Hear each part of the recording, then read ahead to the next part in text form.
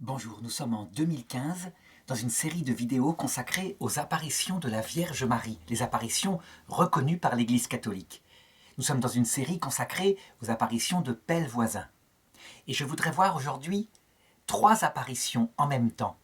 Celles qui ont eu lieu après la guérison d'Estelle Faguette et avant la révélation centrale, à savoir le Sacré-Cœur de Jésus. En effet, je pense que ces 3 apparitions font un tout et qu'elles sont, je dirais, l'éducation que donne la Vierge Marie à celui qui est son apôtre. L'apôtre des derniers temps, comme disait saint Louis-Marie Grignon de Montfort. Des apôtres d'une nouvelle espèce, dont Estelle Faguette, je pense, est un peu l'image. Des apôtres qui rayonnent par l'humilité, par l'amour, pas par des grandes œuvres, par le fait qu'elles distribuent les petits scapulaires qu'elles couent elles-mêmes. Ces 3 apparitions sont importantes parce qu'elles vont montrer comment, par le rayonnement de l'humilité, de l'amour d'un apostolat qui n'est pas brillant extérieurement, eh bien, le royaume du Christ grandit. On pourrait résumer, d'ailleurs, l'enseignement de la Vierge Marie à cette petite phrase « Sois calme, mon enfant, sois simple ». C'est d'ailleurs ces 2 mots « sois simple » que Estelle Faguette fera graver sur sa pierre tombale. Sois simple. Ça veut dire que la caractéristique de l'apostolat des apôtres des derniers temps avec la Vierge Marie, c'est une grande simplicité. Je dirais que le royaume du Christ se répand par la manifestation non seulement de l'amour, mais de cette simplicité par rapport à tout le monde. Alors voilà comment Estelle Faguette raconte elle-même ses 6e, 7e et 8e apparitions qui ont lieu le 1er juillet 1876, le 2 et le 3, et qui sont, je dirais, autour de la fête de la visitation de la Vierge Marie. Elle dit donc « J'étais, ce 1er juillet, à genoux devant ma cheminée, quand tout à coup, je vis la Sainte Vierge, tout environnée d'une douce lumière, comme je l'avais déjà vue. Seulement je la vis tout entière, de la tête aux pieds. Quelle beauté et quelle douceur! Son cordon de taille, ça veut dire le cordon qu'elle portait autour de la taille, tombait presque au bas de sa robe. Elle était toute blanche et se tenait debout. Ses pieds étaient à la hauteur du pavé, donc le pavé étant le sol qui apparaît sous elle. Seulement, le pavé avait l'air d'être baissé. En la voyant d'abord, elle avait les bras tendus, il tombait de ses mains comme une pluie. En fait, c'est la position que la Vierge Marie a donnée à la rue du Bac, sur la médaille miraculeuse, une position debout et de ses mains tombe de la pluie. Cette pluie signifie les grâces qu'elle envoie sur la terre. Le pavé, c'est le sol de cette terre, le premier purgatoire, ce sol qui est sec comme de la roche, comme une rue pavée de l'époque. On est en fait dans un purgatoire, le premier purgatoire, celui de la terre. Il faut remarquer que certains théologiens ont contesté cette image en disant « Comment est-il possible que de la Vierge Marie, de ses mains à elle, qui n'est qu'une petite créature humaine, la plus petite des femmes, la plus humble, tombent des grâces ?» Ce qui devrait être mieux comme représentation, il faut bien se rendre compte du caractère bouleversant de cette image par laquelle Marie apparaît sans arrêt à partir du XIXe siècle. Ça aurait dû être la Vierge Marie, au pied de la croix, qui est suppliante, et les grâces, la pluie qui tombe du cœur du Christ. Non, ça passe par les mains de Marie. En fait, c'est comme si le Christ, son cœur est percé, il sort du sang et de l'eau, et tout cela tombe sur Marie, et Marie ensuite les distribue à ses enfants.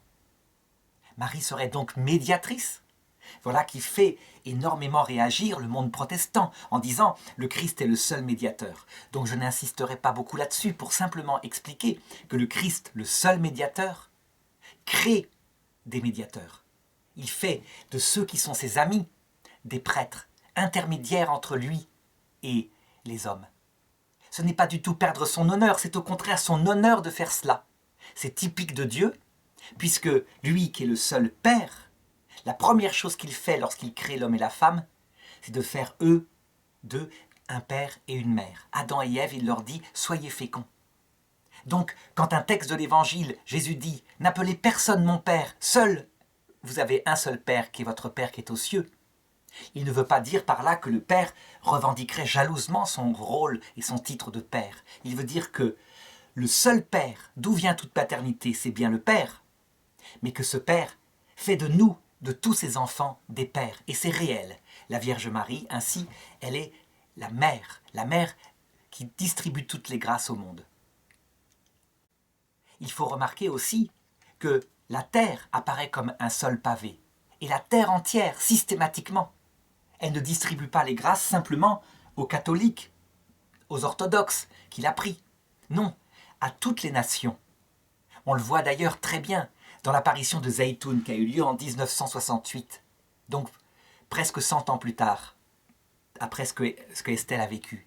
Eh bien, elle apparaît au-dessus d'une église copte et les musulmans la voient. Actuellement, aujourd'hui, nous sommes le 22 août 2015, le jour de la fête de la royauté de Marie. La plus grande statue de la Vierge Marie vient d'être inaugurée dans le plus grand pays musulman du monde, à savoir l'Indonésie, par des chrétiens. Alors Estelle continue son récit. Elle disait « La Vierge Marie fixait quelque chose du regard. » Qu'est-ce qu'elle fixe? On ne sait pas, elle ne le précise pas. On peut penser que c'est chacun de ses enfants, individuellement. Chacun des humains de la Terre est son enfant, comme s'il était l'unique. Un peu comme une maman qui aurait plusieurs enfants. Mais un seul est perdu et le monde entier s'écroule. Puis ensuite, elle prit un de ses cordons, le porta jusqu'à sa poitrine, donc là où sera révélé le lendemain le Sacré-Cœur de Jésus. Et elle croisa les mains, elle souriait, et elle dit « Du calme, mon enfant, patience, tu auras des peines, mais je suis là. » Estelle continue et dit « Le cordon qu'elle tenait retomba, donc vers le sol. La Sainte Vierge resta encore un petit instant, puis elle me dit « Courage, je reviendrai. » Alors, comment expliquer ces paroles? Je pense d'abord que les paroles de la Vierge qu'elle dit à Estelle, sa petite apôtre des derniers temps, indiquent ce que vit actuellement Estelle dans son cœur, très probablement. Le caractère d'Estelle, c'est d'être impatiente. Elle voudrait des résultats. Je dirais que, probablement, puisqu'elle a accepté la mission de Marie, elle a promis de répandre sa gloire, probablement, comme tout jeune apôtre qui rentre dans la vocation, elle voudrait que les gens croient, tous les gens. Elle voudrait répandre la connaissance de Marie et que tous les gens aient la joie de la comprendre, la Vierge Marie, comme elle la comprend. Cette attitude zélée des jeunes apôtres de la Vierge Marie est très bonne, mais en même temps très dangereuse. Pourquoi? Parce qu'elle vient en fait de sa propre vanité. Tout jeune apôtre qui démarre dans la vocation se dit, forcément, parce qu'on est jeune, vous allez voir ce que vous allez voir. Moi, quand je vais pouvoir parler du Christ de la Vierge Marie, les gens vont croire. Ça va être merveilleux. En réalité, il ne faut pas s'attendre à des résultats forcément grandioses. Tout dépend de la grâce de Dieu. Un apôtre qui prêche ou Estelle qui distribuera ses petits scapulaires avec le Sacré-Cœur sont des instruments. La conversion, au sens propre du terme, ne peut venir que de Dieu. Donc, par l'intermédiaire de la Vierge Marie. Imaginons quelqu'un qui a le sens de la parole extraordinaire, qui parle bien du Christ. Si jamais la grâce de l'Esprit Saint envoyée par Marie, donc qui vient du Christ, n'est pas donnée, la parole est comme une cymbale retentissante, elle ne produit aucun effet. Et donc l'apôtre, qui croyait que ça viendrait de son don de talent, de son talent d'orateur, etc., est déçu. Et beaucoup s'arrêtent dans la vocation. En réalité, ce que l'apôtre doit avoir en tête, c'est que ce qui compte, c'est le résultat final. La Vierge Marie, elle va le dire après, elle a tout pouvoir sur son Fils. Si elle le voulait, elle pourrait apparaître grandiosement, de telle façon que le cœur de chacun soit touché maintenant, en cette terre, et ne pas donner simplement des apparitions un peu fantomatiques, où on ne comprend pas trop qui elle est, parce qu'on ne voit pas nettement son cœur. Si elle ne le fait pas, c'est qu'elle a des raisons. Elle sait que ce qui compte, c'est le résultat final, le salut final. Que, actuellement, par exemple, en Europe occidentale, en 2015, les gens semblent apostasier. C'est quelque chose de bouleversant. Les apôtres ne comprennent pas et se demandent ce que veut Dieu. Mais si jamais cette apostasie est permise par l'Esprit Saint qui se retire un certain temps, parce que les Européens étaient arrogants, du coup, que la génération suivante développe de l'angoisse, de la soif, et qu'au moment voulu, la pluie revient. Comme, je dirais, on voit dans l'Ancien Testament, quand Élie dit « Maintenant, il pleut ». La pluie symbolisant les grâces. Eh bien, les gens ayant touché le fond de leur misère, est-ce qu'ils n'aimeront pas plus? Si, d'autre part, cette pluie ne revient que à l'heure de la mort. Prenons la génération de mai 68, cette génération en Europe qui a apostasié, vraiment, de manière unique, qui n'a pas besoin de tout ça, qui était comme la cigale quand elle avait 20 ans, elle dansait, elle chantait, et qui maintenant, eh bien, quand l'hiver est arrivé, a beaucoup d'angoisse et se vote des lois pour l'euthanasie. Probablement, peut-être, que la grâce ne reviendra pas dans leurs vieux jours. Eh bien, elle reviendra à l'heure de leur mort. À l'heure de leur mort, quand ils auront mangé, peut-être jusqu'à la lie, les fruits de leur vacuité, on peut dire ça, alors, lorsqu'ils verront le Christ avec son Sacré-Cœur, la Sainte Vierge avec son cœur douloureux, et tout cet amour, eh bien, ils se convertiront avec une grande force. Et d'autant plus que, ayant été beaucoup pardonnés pour leur arrogance, ils aimeront beaucoup à cette heure-là. Alors certains disent, mais c'est trop tard, à l'heure de la mort. Après la mort, dit un dogme, il n'y a pas de conversion. Oui, sauf que l'Église n'a jamais défini ce que c'est que la mort, et que le pape Benoît XVI, dans Spe Salvi 47, son encyclique, dit bien, la mort, c'est un passage. C'est probablement, d'après certains théologiens, un passage entre ce monde et l'autre, où le Christ se paraît dans sa gloire. C'est donc pas un instant coup près, mais dans le passage de la mort, tout homme voit le Christ.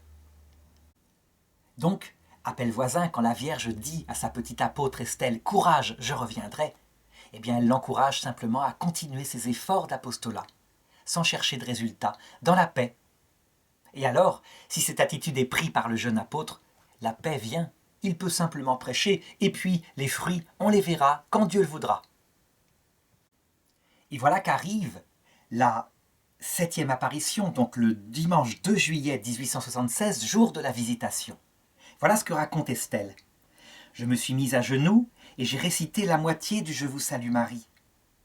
La Sainte Vierge était devant moi.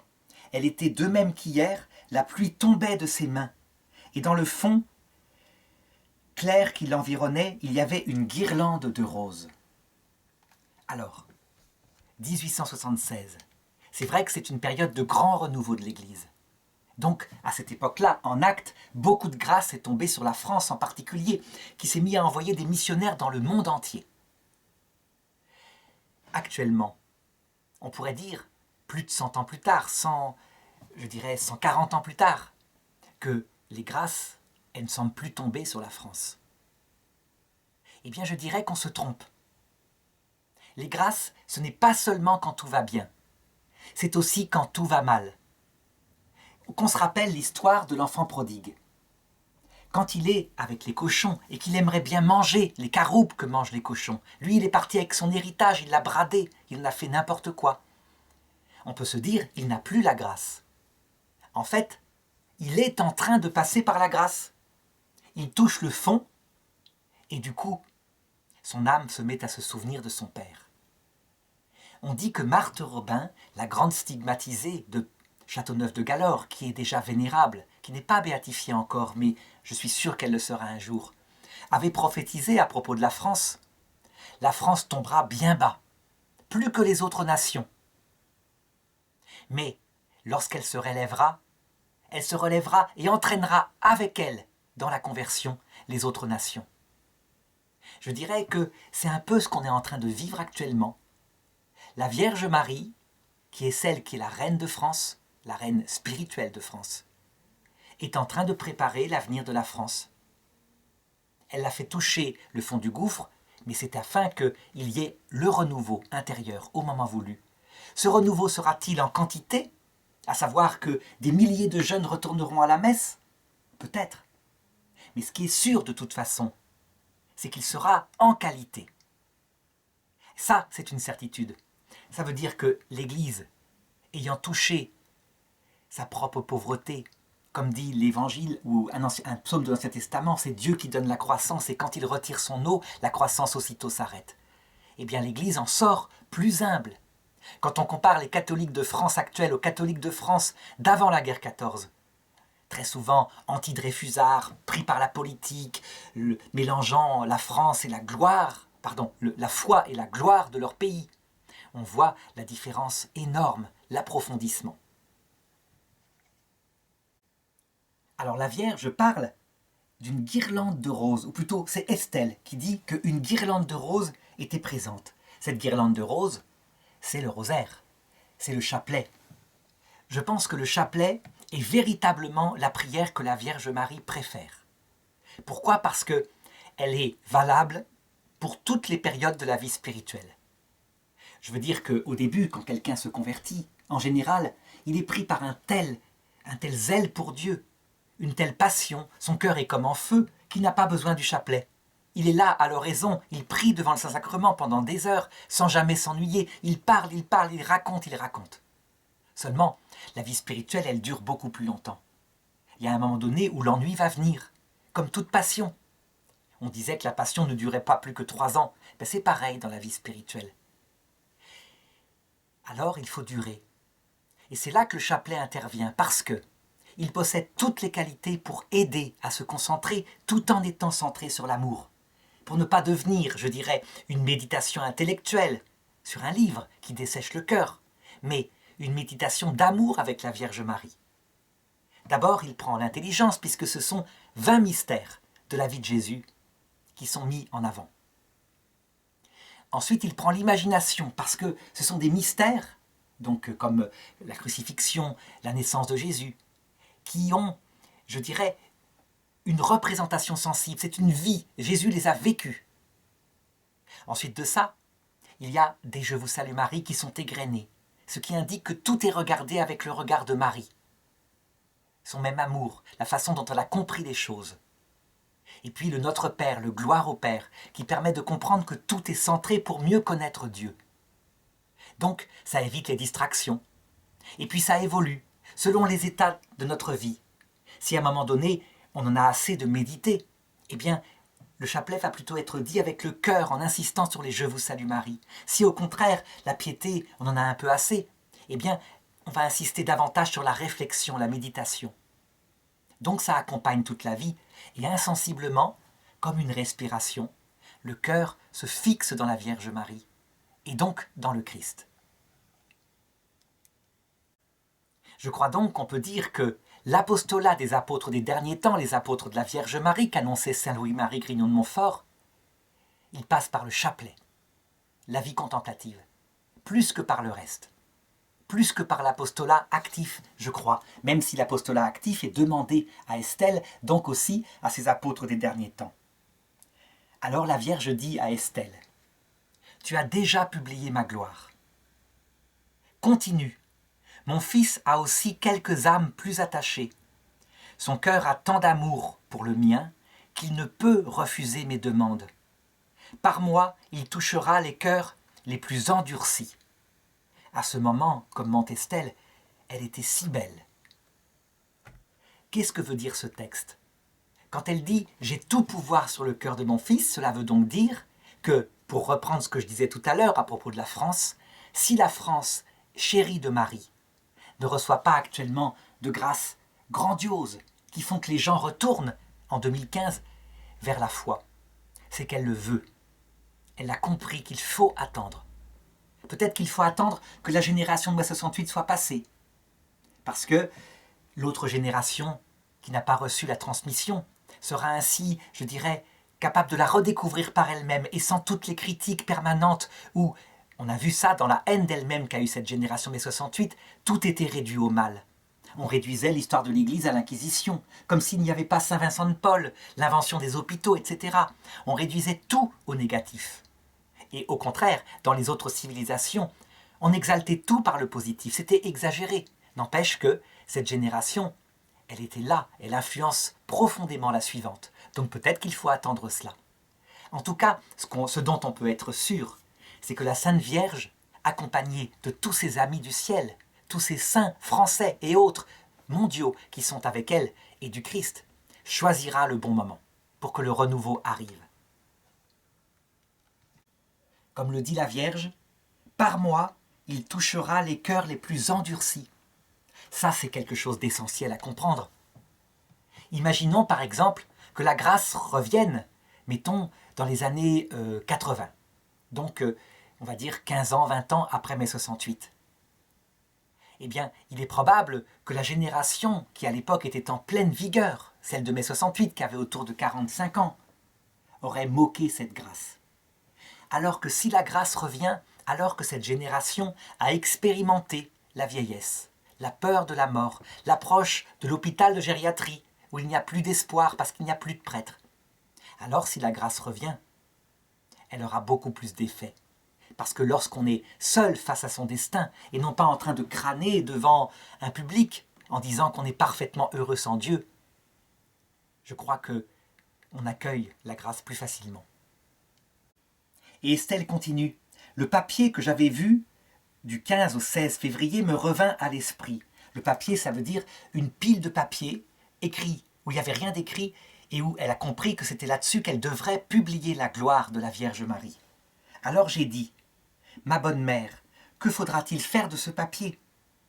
Et la Vierge répondit, « Il servira à publier ces récits comme l'ont jugé plusieurs de mes serviteurs. Il y aura bien des contradictions, ne crains rien, sois calme. » Ça veut dire en fait tout ce que je dis actuellement. Donc cette façon d'agir de Dieu, qui retire sa grâce, qui la rend quand il le veut. En tout cas pour l'Europe, parce que pour le reste du monde, c'est pas comme cela. Pour l'Afrique, la grâce se répand en quantité. Eh bien cette façon de faire, lorsque viendra, je dirais, le fruit, donc le renouveau dont parle Marthe Robin, il faudra la publier. C'est-à-dire comprendre davantage la façon dont Dieu agit, à quel point il faut être patient, que de toute façon, Jésus-Christ est vainqueur. Et que si, à la dernière génération du monde, comme le dit nos prophéties, doit venir un dernier antéchrist qui semblera vaincre entièrement le christianisme et toutes les religions, imposer sa sagesse mensongère, celle de l'enfer au monde entier. Eh bien, ceux qui seront présents à cette époque-là, pareil, ne devront pas perdre l'espérance. Si Dieu ne l'avait pas permis, ça n'aurait pas eu lieu. Et donc, si Dieu le permet, par la médiation de la Vierge Marie à qui il a remis tous les pouvoirs, c'est donc que ça produira un plus grand bien, au final, une plus grande conversion. Et de quelle manière? Eh bien, c'est simple, mais ça, nous le verrons probablement du ciel, et nous serons avec la Vierge Marie pour aider.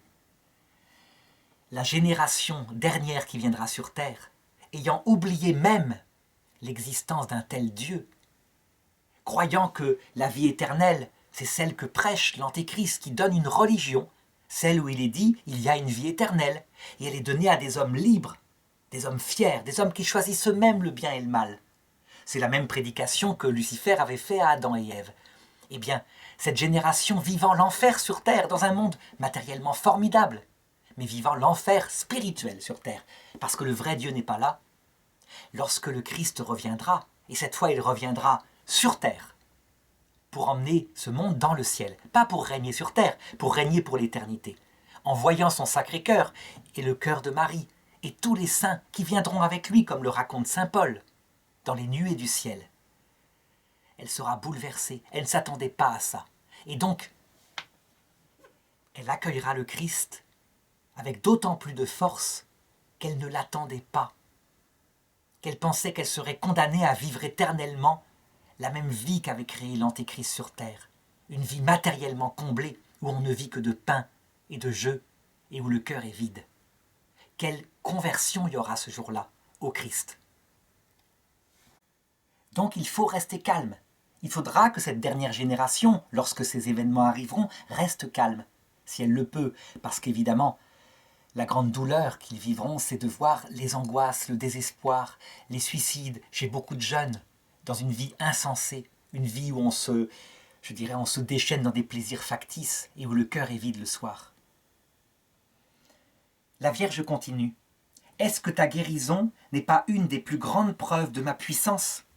Je suis venu particulièrement pour la conversion des pécheurs. » Alors on pourrait dire, la Vierge Marie, effectivement, a guéri Estelle.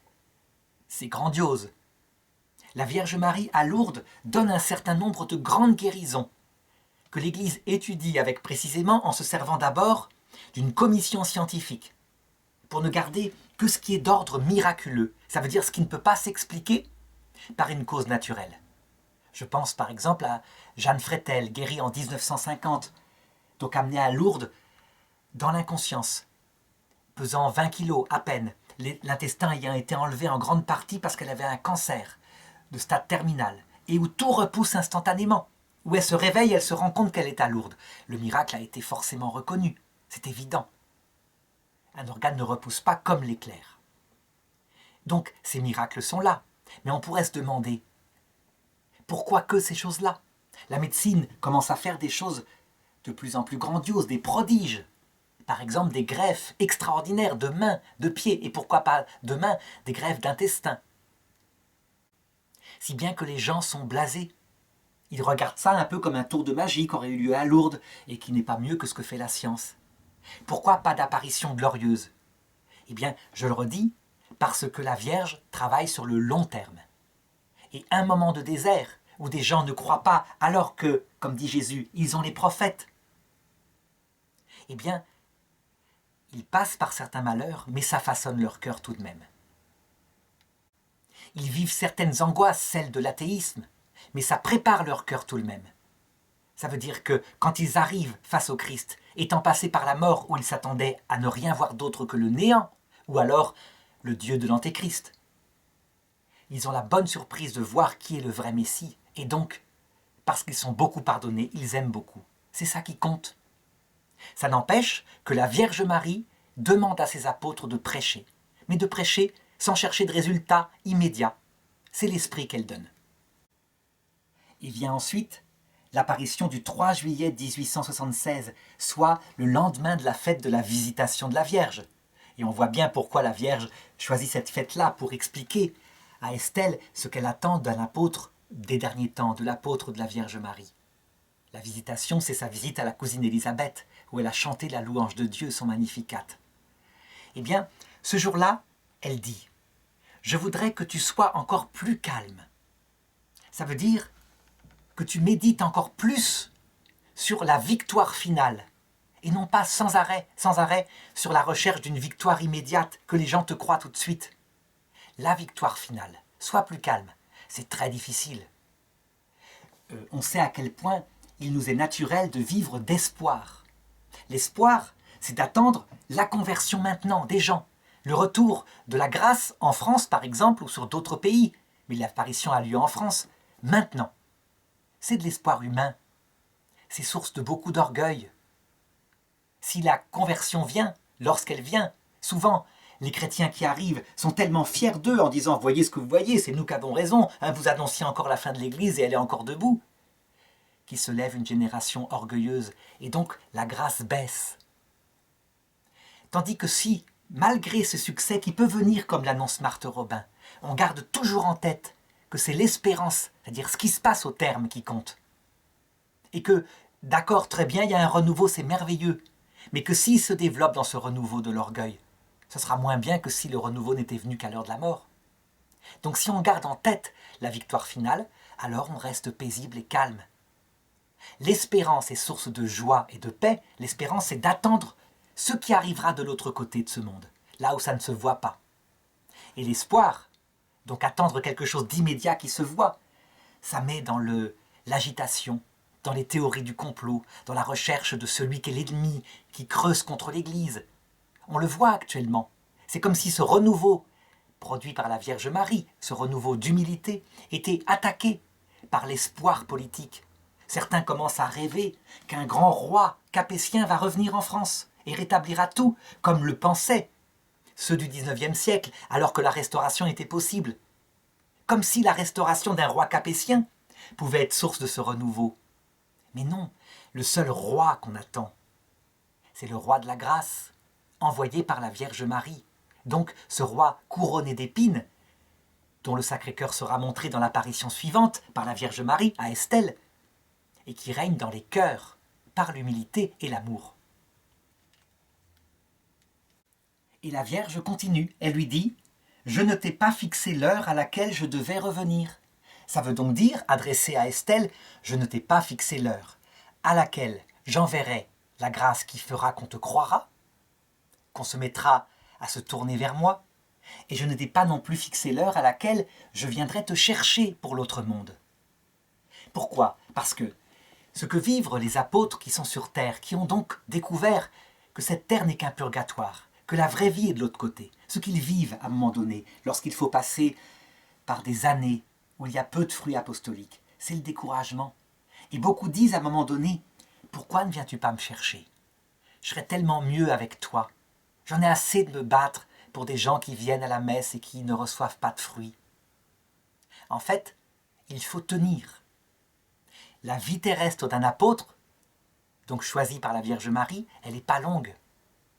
80 ans, 90 ans, quelque chose comme cela. Et encore dans cette vie, combien d'années d'apostolat actif y a-t-il? Et donc, tant que la Vierge Marie choisit de nous laisser sur terre, où c'est pénible, il faut l'admettre, eh bien, il faut tenir et le faire au jour le jour, de toute sa force. Dans les épreuves et les contradictions, il ne faut pas s'étonner si ceux qui prêchent la Vierge Marie, qui prêchent le Sacré-Cœur du Christ, sont traités même par des frères qui sont prêtres, des frères qui sont chrétiens, et qui eux sont plus dans le social, dans l'horizontal, de fanatiques, d'illuminés. Il ne faut pas s'étonner de cela. C'est ce qui est arrivé à Estelle. On l'a traitée, je dirais, de visionnaire, parce qu'elle disait qu'elle avait vu la Vierge Marie, et que la Vierge Marie l'avait guérie. Elle était bouleversée parce qu'elle disait « J'ai été guérie et il continue de me traiter de visionnaire. » Peu importe, dit la Vierge Marie, supporte cela, je reviendrai. Et la Vierge continue, elle dit à Estelle « Tu as besoin de te reposer. Je ne resterai que quelques minutes. » Ça veut dire quoi? En l'adaptant à celui qui est l'apôtre des derniers temps, l'apôtre de la Vierge Marie. C'est qu'il ne faut pas multiplier l'activisme dans tous les sens. Ça ne sert à rien. Il faut faire selon la mesure raisonnable. Encore une fois, et on le voit parfois chez des diacres, et là c'est catastrophique, donc des gens mariés qui demandent et qui obtiennent le diaconat en accord avec leur épouse. Ils sont tellement pris par le zèle et tellement peu expérimentés que leur vie de famille n'existe plus, ils passent leur temps dans l'église à servir. C'est leur métier de diacre, d'accord, mais ils le font sans mesure. Non, un bon diacre, un bon prêtre, un bon évêque, c'est se reposer. Ça ne veut pas dire partir à Ibiza et aller danser en boîte, ça veut dire avoir un rythme paisible. Si l'agitation arrive et qu'on n'y arrive plus, ne pas hésiter à prendre un temps contemplatif. Pourquoi pas, au milieu de sa vie apostolique, une année contemplative, une année sabbatique. Ça repose le cœur. On se dira, mais si je prends une année sabbatique, moi qui ai donné toute ma vie pour être apôtre, et qui ai si peu d'années à donner, c'est contradictoire. Je ne vais pas pouvoir servir, des gens n'entendront pas ma parole. Oh, il ne faut pas s'inquiéter de cela. Encore une fois, c'est la Vierge Marie, quand elle le veut, qui fait entendre la parole. L'apôtre, lui, il n'est que son instrument. L'instrument en question, s'il reste reposé et branché sur la contemplation, eh bien, sa façon de paraître, sa façon de parler, va être différente. L'Esprit Saint pourra passer davantage. On sait à quel point les jeunes, par exemple, sont sensibles à ce qu'ils appellent les smileys. Ça veut dire, dans les écrits d'Internet maintenant, on ne se contente pas de mettre un texte, mais on met un petit personnage qui exprime l'émotion qui accompagne le texte. Par exemple, si on dit « je t'aime » avec un smiley qui est un grand sourire largement ouvert, ça veut dire « je t'aime comme un ami ». Mais si un jeune met la phrase « je t'aime » avec des cœurs, et puis, je dirais, 2 cœurs collés, ça signifie l'amour. Donc, la parole en elle-même peut être signifiée par l'émotion qui l'accompagne. Eh bien, c'est pareil dans l'apostolat. L'apôtre qui est reposé dans la contemplation des mystères de Dieu, qui vit de cela, eh bien, il rayonne de son âme quelque chose d'autre qui fait que l'Esprit Saint peut davantage passer. Et cette 8e apparition se termine de la façon suivante. La Vierge Marie me dit, souriante, « Je suis venue pour terminer la fête. » La Vierge Marie est donc venue pour visiter Élisabeth. la visitation, comme lorsque sa cousine était enceinte et qu'elle est venue la visiter pour l'aider à accoucher. On peut dire qu'on a là l'enseignement très simple, typique de la Vierge Marie, de ce que c'est qu'un apôtre des derniers temps.